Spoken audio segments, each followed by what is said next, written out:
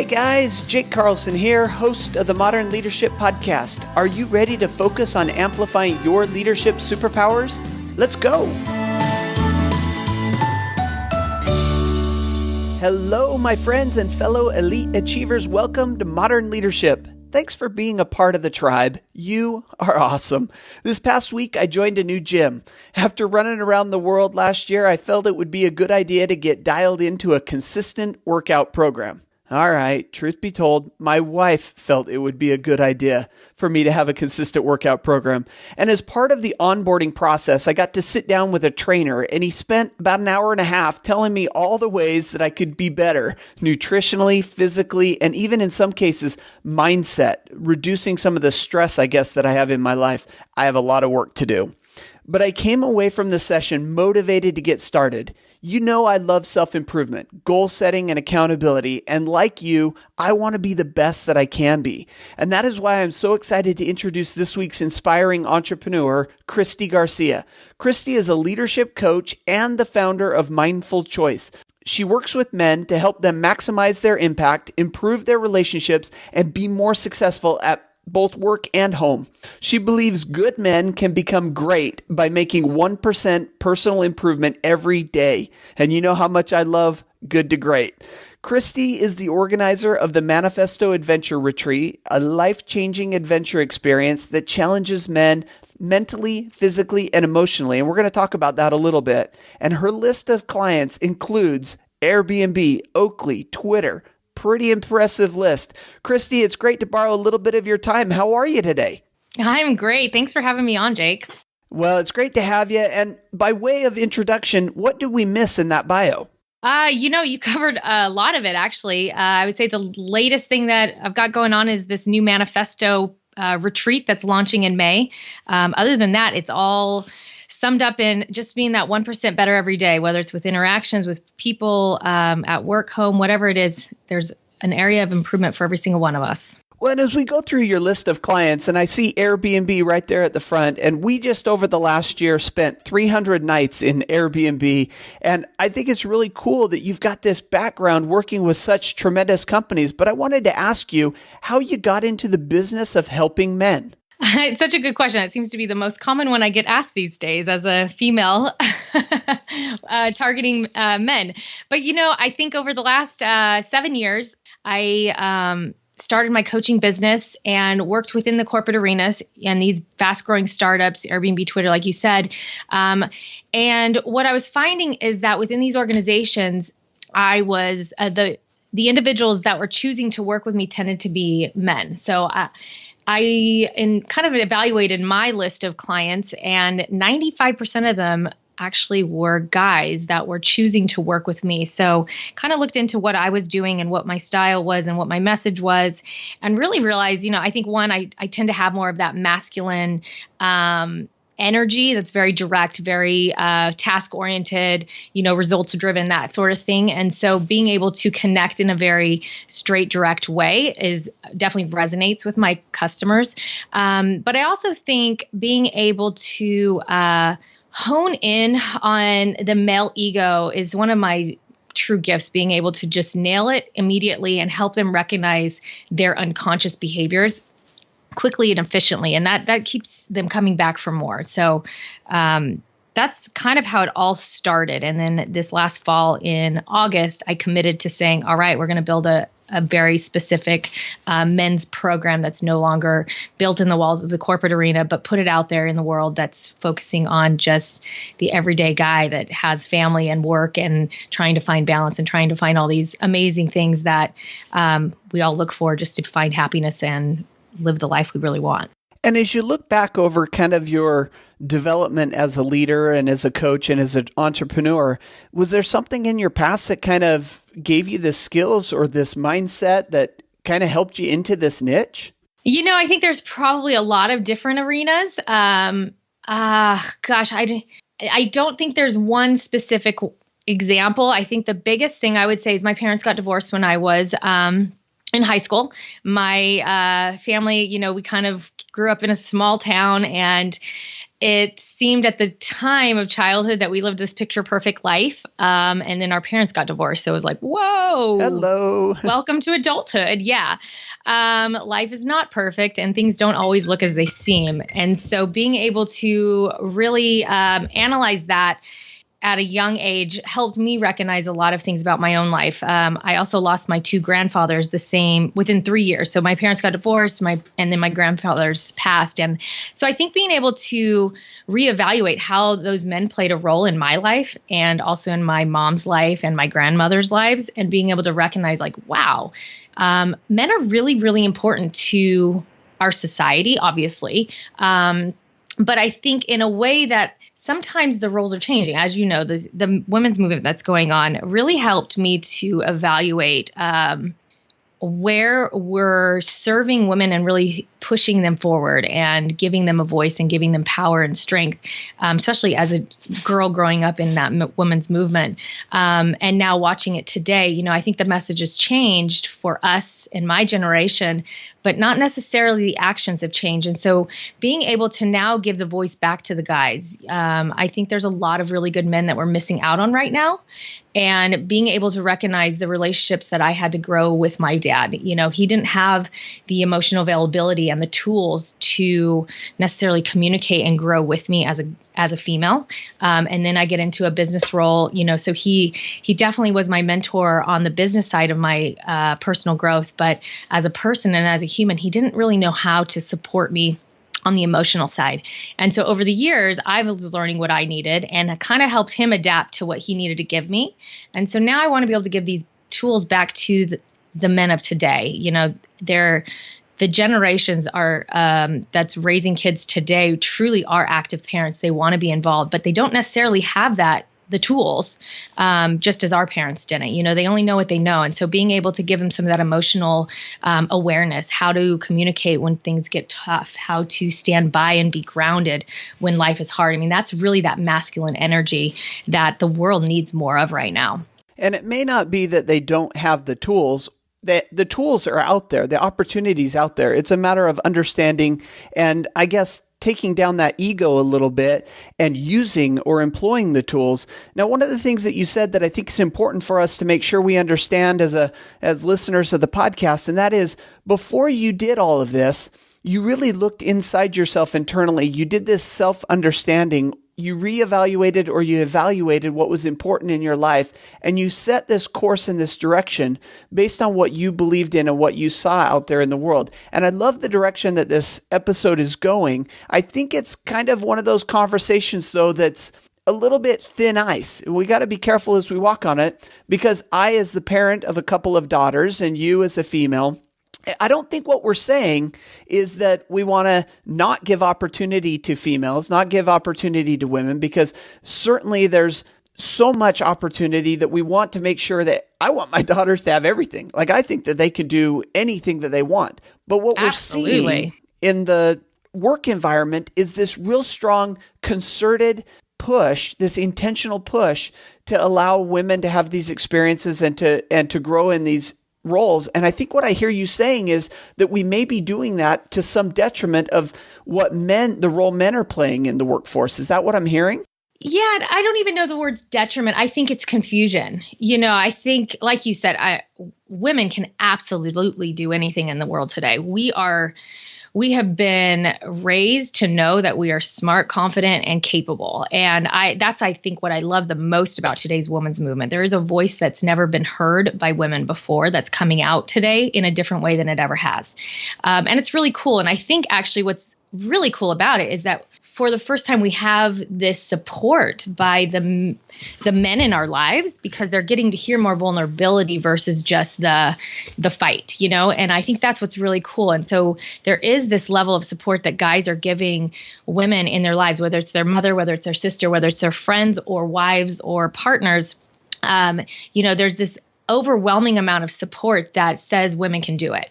I think the thing for me that I'm concerned about is with that movement is sometimes we are silencing the good man too. Unfortunately, there's a lot of there's 1% of bad people in the world, right? I'm sure we can all agree that there's not a lot of bad people in the world, but unfortunately our media and our focus gets so focused in on who's bad and what they're doing that we almost put this generalization over our population.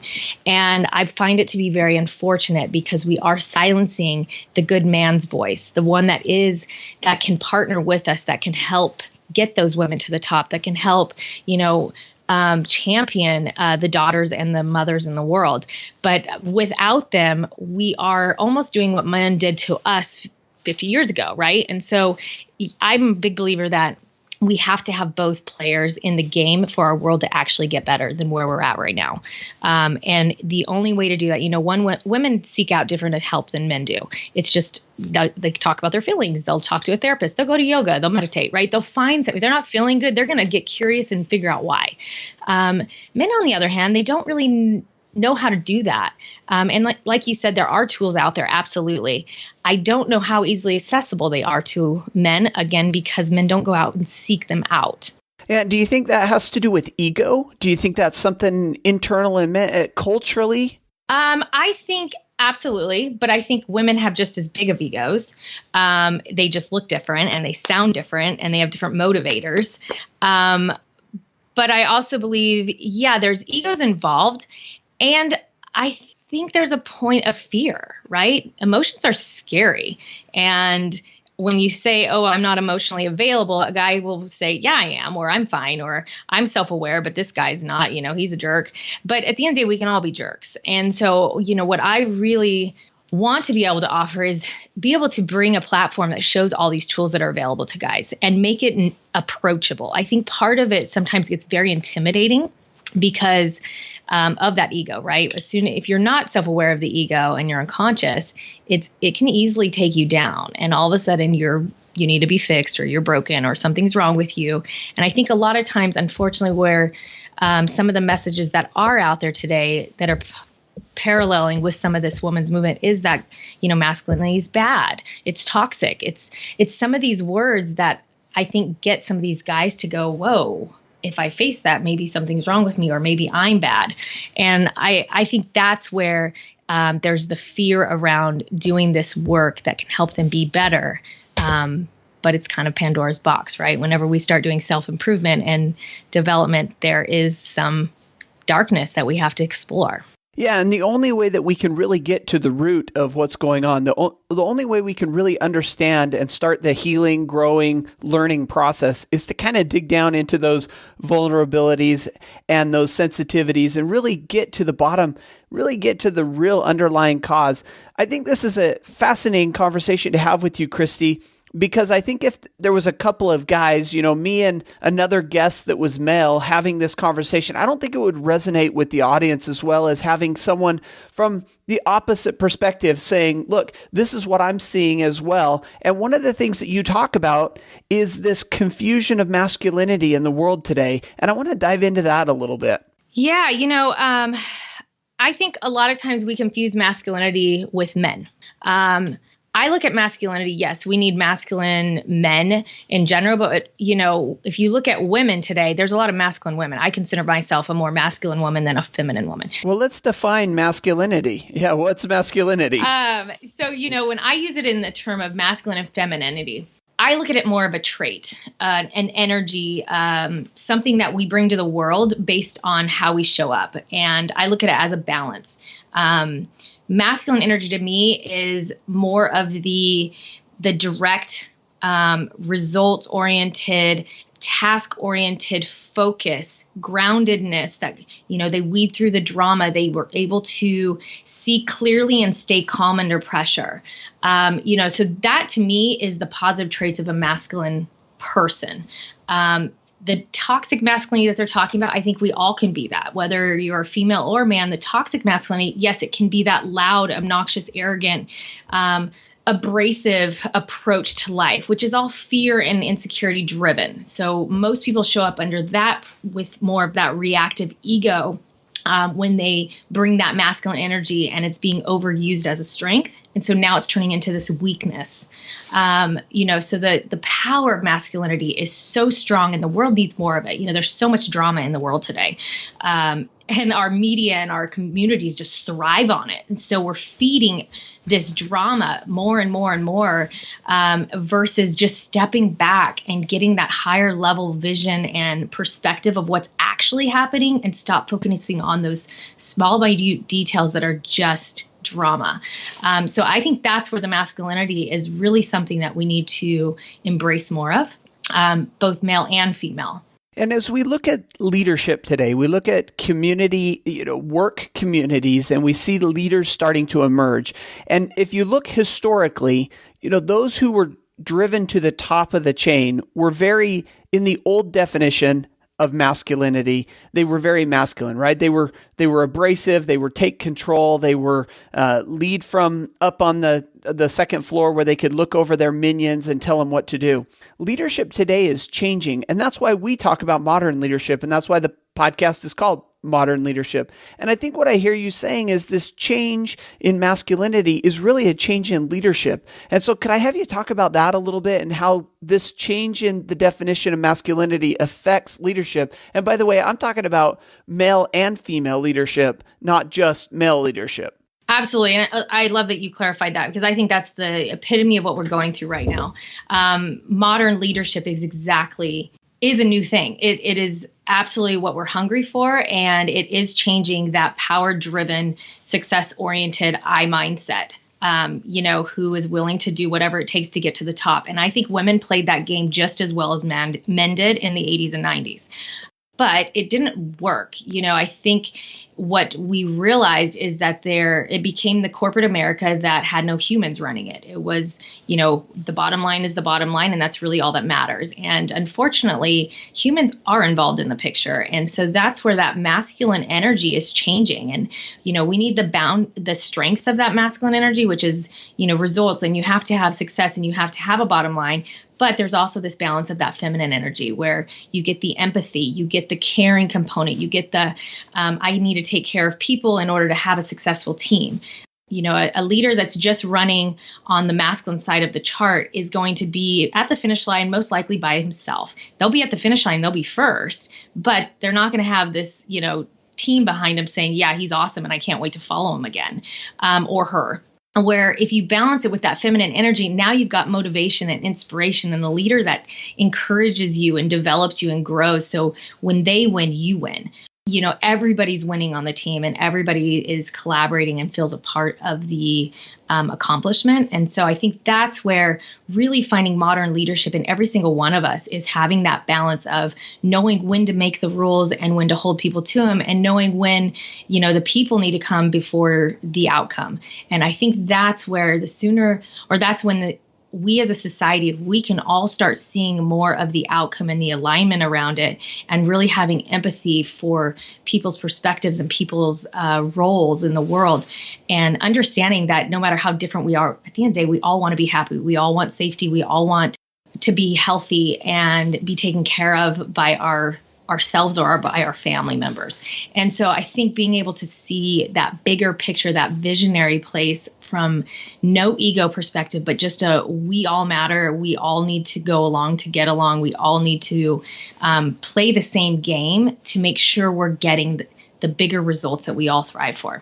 And this is going to have an effect on retention. It's going to have an effect on performance and production, because when people feel cared for, when they feel understood, and I'm not talking about just sitting around the campfire, eating s'mores and singing Kumbaya. I'm talking about just really taking an interest in those you lead, what their lives, what they're going through, what's happening, the struggles, the challenges, what they're excited about. Really taking a chance to understand what's going on your team is going to affect how long they stay, their retention rate, how much they produce, their performance or their production, and everything that they get done.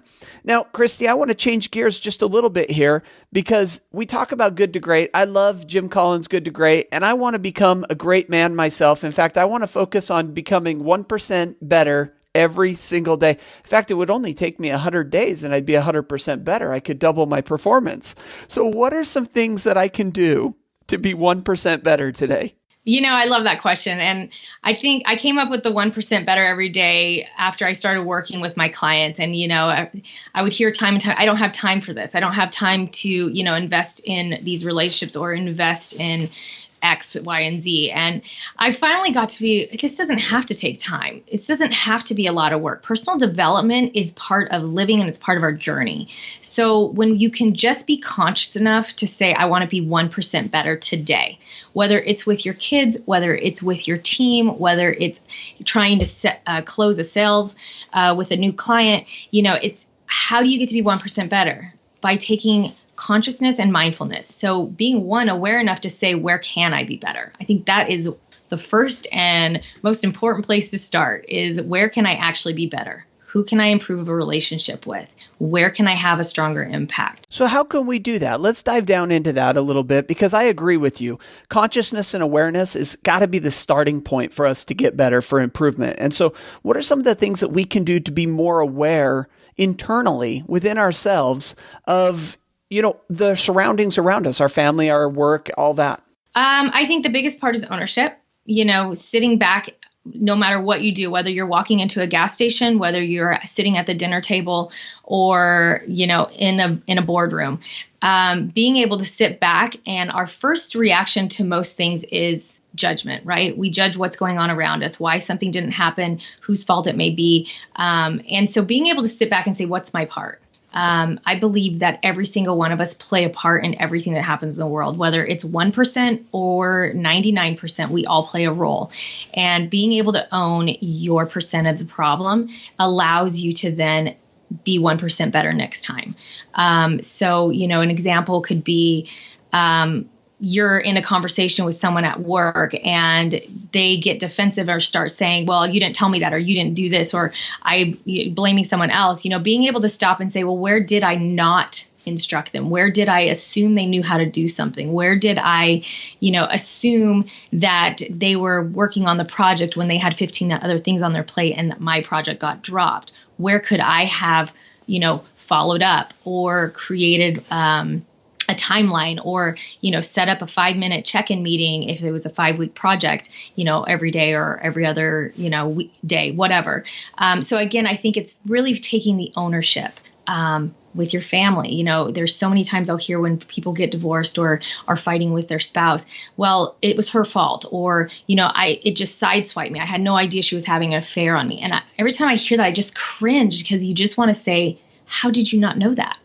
How absent-minded were you to not realize that something was so wrong in your relationship that you never seen that coming? There's a point where we just get so busy and we get so wrapped up in our daily routine and habits that we forget to just look past what's right in front of us and start looking into the details a little bit more. What is the higher level energy in the room? I think what you're talking about is so vitally important that I wanted to slow you down just a little bit and make sure that this settled into the minds of the listeners. Because I just read this book called The Power of TED, and TED, TED, stands for the Empowerment Dynamic. And the interesting thing that goes parallel with what you're talking about is you said we all play a role. In everything that's happening around us, in everything we experience, we are playing a role. And if you look at this book, this dynamic talks about that we're either playing a role of a victim or we're playing the role of a creator. And if we're playing the role of a creator, there's something we can do. We can lean into it, we can fix it, we can adjust it. There's something that we have power, we take control. If we're playing the role of the victim, then we stand back and say, woe is me, there's nothing I can do. The world's, the universe is conspiring against me. And what happens is we start to build these habits. And habit number one, as a victim, we become more and more of a victim. Or on the other side, if we take this power of a creator or this empowerment dynamic, and we really take control, we can move in a positive direction. And so I love what you're talking about here as one of the things that we need to do to be 1% better is we need to be aware. We need to be conscious of it. Christie, what's another one that we can work on as men to become a little bit better today? I think it's, you just nailed it as far as, being the victim or basically the martyr, right? But taking action. Once you are aware of it, don't fall short and find a way of why things can't change, but actually step into it and figure out what can change. Again, when you can take your part, whether it's, if you want to have a strong relationship with your kids at home, or you feel like they're not quite as meaningful of a relationship, tell them you love them and give them a kiss before you leave if that's not a new routine, or if that's not your routine. Or maybe, I have a client that just started. He was wanting to, what did he say? He was bored with life, and they had a routine. Monday looks like Wednesday looks like Friday, and then they get the weekend and maybe they get to do something fun. But they had 3 kids, and so they're busy. And I was like, well, how can you switch up your routine? And finally, he started riding his bike instead of getting home, picking up the kids, and just going into the night routine of doing dinner, doing homework, and then going to bed. He actually said, you know what, we're going to go on a 15-minute bike ride every night. He got some exercise in. The kids got to burn off some steam. They got to hang out with dad, and they all came home happier. And so when dinner came around, they were actually happier and engaged with each other. So it's little things like that that go a long way. So whether you're in the office and, just saying good morning to people, there were so many times that I'll be in a client's office and I'll just observe how people show up when they walk through the door. And so many people will look at the ground, or they'll be on their phone, and they're just absent-minded in those moments, and stopping and recognizing and saying hello to the person at the front desk, or walking into the direct reports office, say, hey, how are you doing today? Assessing the situation before you just dive in to the day makes a huge difference in how you show up with your team. I love this. Take action. And you're going down this path of shaking up the routine. And as I'm thinking through my day and my life, I think that the times that I kind of slip back into boredom or slip back into, I don't want to say depression, but times when I'm just not as motivated, not as excited, not, taking the stairs 2 at a time, is when I fall into this routine. And I think there's some real power in shaking it up, doing something different. Now, Christie, I love this conversation. I want to be a great man. I know there's some things that I can do 1% better. I know there's some other things that we need to talk about, but our time is running a little bit short, and I wanted to switch gears a bit, talk about learning from leaders, which is basically our personal conversation in the midst of this business conversation. How does that sound? It sounds great. All right. So the first question to you is, book currently on your Kindle or bedside table? I bought a new book this morning. It's going to be The Rules of Life by Norman Doidge. I've heard great things about it, so I'm really curious to hear what he has to teach us about the rules of life. Sorry, I don't have much insight on that. Well, we'll be excited to hear how you feel about it. Yeah, it sounds like a great idea. Yeah, and actually, the other thing I've committed to, I've been really busy with work, so I've started to do inspiration reading during the day, and then Nightingale is my fun historical fiction book that I get to read before bedtime, and it's kind of like my self-recovery to turn my brain off. I do that myself. I love to read fiction at night right before bed, but during the day I consume mass amounts of, biographies or business books and that, that motivation, inspiration reading. But how about your leadership superpower? Leadership superpower. I love that question. I would say my ability to call out someone's ego and not create a defensiveness with them. I think that's the gift that I bring in my business is, through the self-awareness and ownership, is being able to truly help identify someone's weakness that comes through their ego. And instead of triggering it and making it louder, helping them own it and learn to manage it. Which I think is a huge trait and leadership superpower to have, especially when you've focused your work on dealing with men and being able to connect without offending or without triggering that ego. I think that's a tremendous superpower. How about a motivational quote, philosophy, or mantra that you live by? The mantra that I live by and I love is, if you don't control your own mind, someone or something else will. So it's all about self-management. And intentionality. Absolutely. And our final question in this section is the book that you most often gift to other people. That's a good one too. Actually, recently, since January, I have been giving everybody I come in contact with the Mindset book, the new philosophy of psychology, this new psychology of success. Yeah, Mindset by Dr. Carol Dweck. It's very interesting too, because I was just listening to the TED Radio Hour this morning, like literally 30 minutes before we jumped on this call, and it was Carol Dweck talking about her book, TED Radio Hour by NPR. And it's so fascinating that I came home and I said to my wife, we need to pick up a copy of this book because I think it really helps in dealing with children and understanding the mindset and things like that. So I think the universe is conspiring to get me to pick up a copy of this book. Absolutely. It is great. And I love that you brought your kids up because that's actually the last leadership program I facilitated. I had all of them read it. And I think it's such a huge reminder that we create so many of our habits when we were children, and mindsets and perspectives in the world. And the fixed and growth mindset is one that as parents, we influence our kids as teachers, as educators, as mentors, as leaders within organizations. That fixed and growth mindset is so strong in how we show up and how we teach and motivate and inspire people underneath us. And it's so unconscious that it is really, really important to be aware of what those motivators are in your brain. Well, I do not believe in coincidence. So there's some reason why I need to pick up this book, and I'm going to go do it. Now, Christie, before we let you go, is there any last bit of advice, and how can we pick up, or how can we find out more about you and learn more about the Adventure Manifesto? Yes, you can check out my website, mindfulchoicecoaching.com. And actually, I've set up a free gift for your listeners as well at mindfulchoicecoaching.com/ML for Modern Leader. And hopefully you'll check it out. The retreat is going to be May 17th through the 20th, and we're taking applicants right now.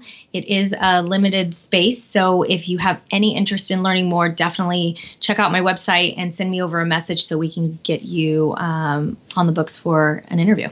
Well, and we're probably going to have to catch you on the next go around because this episode goes live on May 24th. So you will probably be right in the middle of the retreat. Yep, absolutely. That is a good time. So yeah, there'll be 2 or 3 more for the year. So definitely there'll be more opportunities to connect. Well, awesome. We'll link all of that up on the show notes, and thank you for that special gift. We'll, of course, add a link to the show notes for that as well. Christie, thank you for coming on and talking about a concept that I think is so important. I think you're right on with what you're talking about and the help that you're giving to men and to leaders all over. Thank you for spending a little bit of time with our audience. Thank you, Jake. It's a pleasure, and you're doing some amazing things out there as well. So I love the conversations you're having.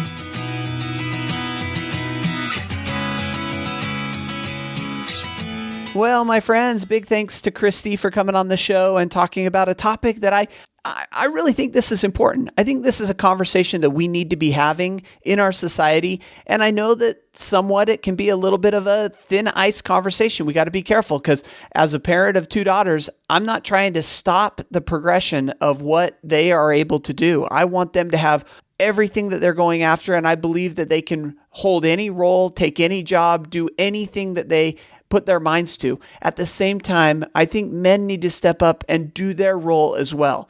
Together, we can create a society that's really moving in the right direction. Inventions, leadership, all sorts of things can happen when we all move forward together. When we don't hold anybody back, we give everybody opportunity. Part of the conversation that I really loved, we got to take action. We've got to do things. And we went into a little bit of this creator versus victim mentality. And it's really, how do we see the world? How do we show up? Do we show up as the victim? Woe is me, nothing goes my way. I'm just here to do my work so I can go home and watch TV. Or do we show up as the creator? I am going to overcome any obstacle or roadblock that's in my way. I know what I want in life and I'm going to go after it. And if you see yourself as a creator, opportunities to create will exist for you. It's all in your mind. I don't believe in coincidences. I said that at the end of the podcast. I need to pick up this book because at this time in my life, the forces of nature are combining to put this book into my hands. And I'll have to let you know how it goes at the end of it. But I think we all need to be moving towards a direction and the opportunities will present themselves. Action, take action. Awareness, be aware of what's out there for you and what you're going after. Be intentional about your life. Nobody else will be. If you're not intentional, nobody's going to be intentional for you. Of course, everything that we talked about on this episode can be found on the show notes, which is at jakeacarlson.com/ML69 for episode 69. And, it's been a little while since I've mentioned the Leadership Superpower Assessment. On the website, there's a free Leadership Superpower Assessment. Find out what space you lead from, whether you're a problem solver or whether you're confident, whether you're adaptable or accountable. Go in there, take this free assessment, and find out what leadership superpower you lead from. And of course, I want to wish you the very best of days and even better life. Go out there and stay awesome.